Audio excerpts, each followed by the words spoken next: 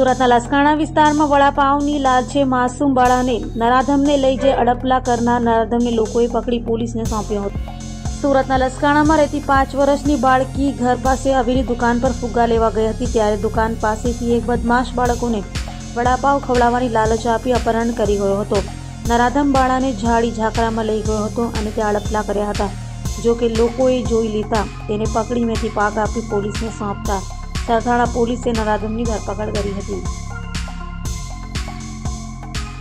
સુરત શહેરના સરથાણા પોલીસ સ્ટેશનના લસકાણા વિસ્તારમાં મારુતિનગર કરીને વિભાગ આવેલો છે।